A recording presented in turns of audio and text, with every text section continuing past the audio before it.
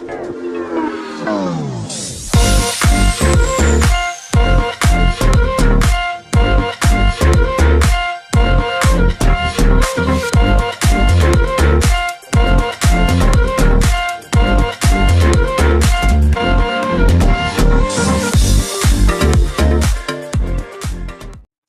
semua, salam sejahtera Malaysia. Selamat datang ke channel Fels Lifestyle. Info padu, info hangat disediakan di dalam channel ini.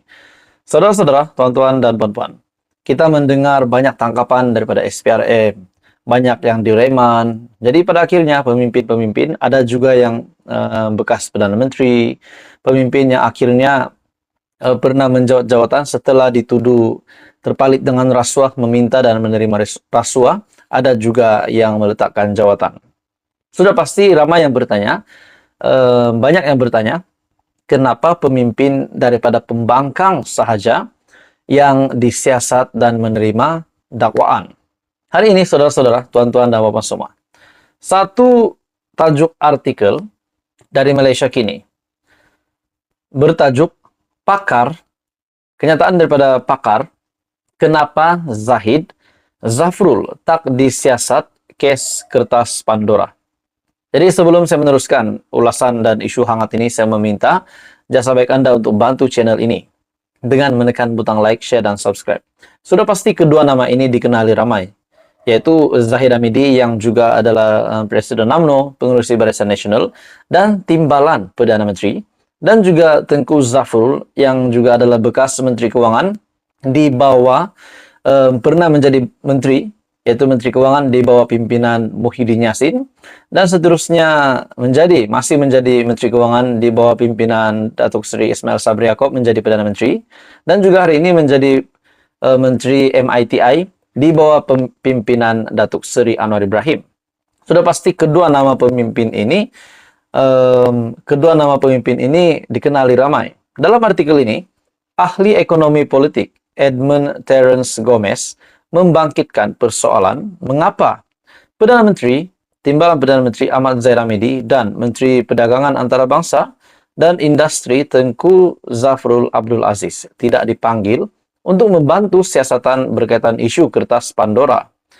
Pengurusi Pusat Memerangi Rasuah dan Kronisme C4, yaitu Intu, mendakwa setakat ini hanya bekas Menteri Kewangan Daim Zainuddin yang dipanggil SPRM berkenaan siasatan perkara itu.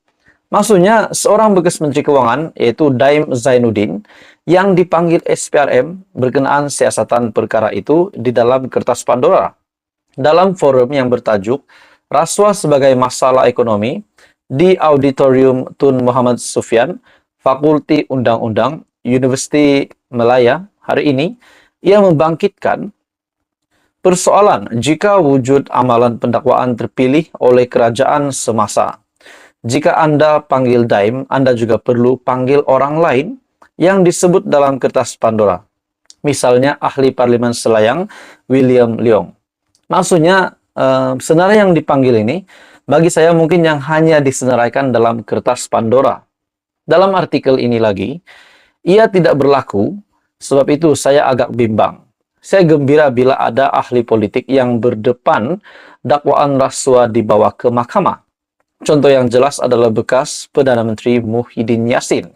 Katanya, pada Februari lepas, SPRM dilaporkan mengambil keterangan seorang bekas menteri berhubung aset luar pesisirnya yang didedahkan dalam dokumen tersebut. Nama individu itu tidak disebut secara khusus, seperti mana amalan lazim untuk individu yang dalam siasatan tetapi belum didakwa di mahkamah. Namun, bekas menteri itu disifatkan sebagai seorang pegawai kanan pentadbiran Dr. Mahathir Mohamad dan dilaporkan diminta untuk menjelaskan antara lain aliran wang dan pelaburan dalam 12 syarikat luar pesisir yang didaftarkan atas namanya dan ahli keluarganya di luar negara.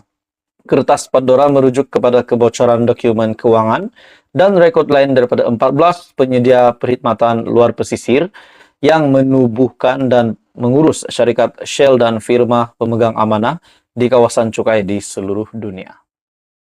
Hai semua, selamat datang ke channel Fels Lifestyle. Salam sejahtera Malaysia. Tuan-tuan dan puan-puan, satu kejutan hari ini daripada bekas Perdana Menteri kepada bekas Perdana Menteri, yaitu Datuk Seri Najib Razak kejutan kepada Tun Mahathir. Dengan kenyataan daripada Datuk Seri Najib Razak ini, bagi saya ini pasti menggemparkan Tun Mahathir.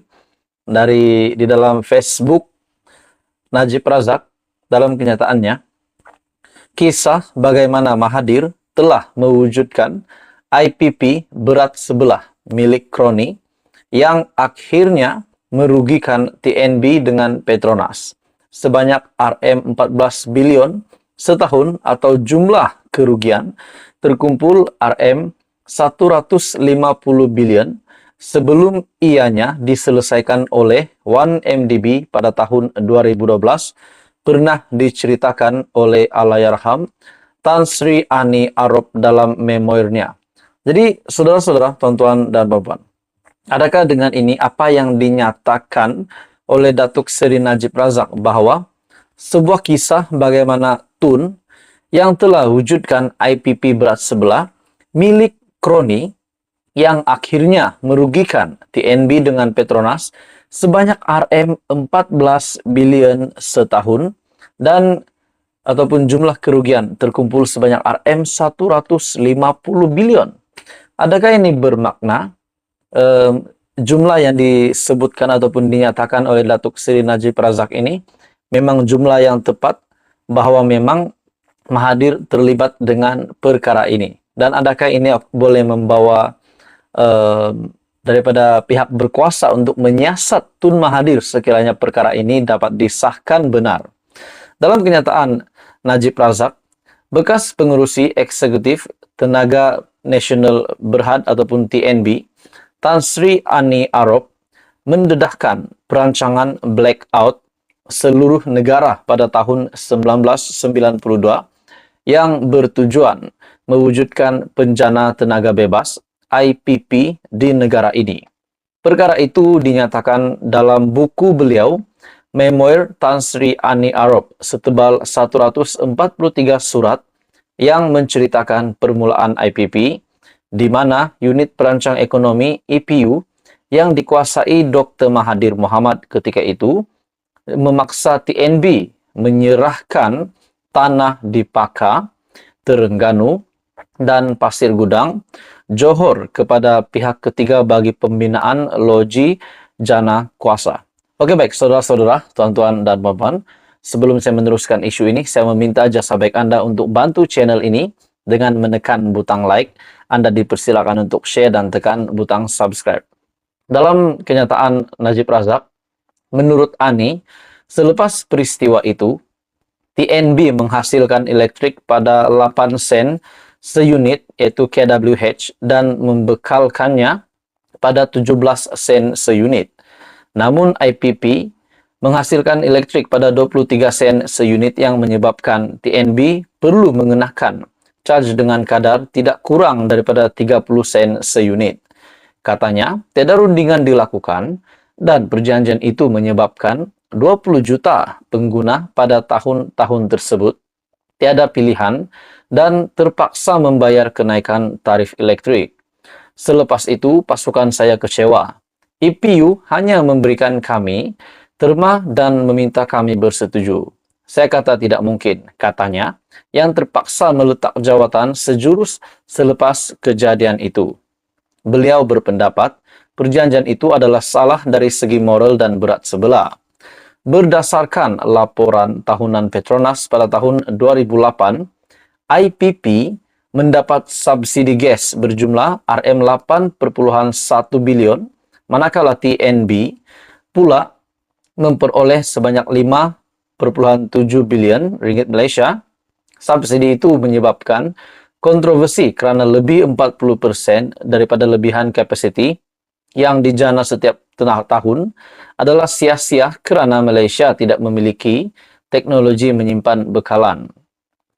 Dengan fasal ambil atau bayar dan dengan 40% reserve berlebihan yang kita ada hari ini, seseorang hanya perlu menghasilkan setengah keupayaan seseorang dan dibayar 80% daripada kapasiti yang dipersetujui.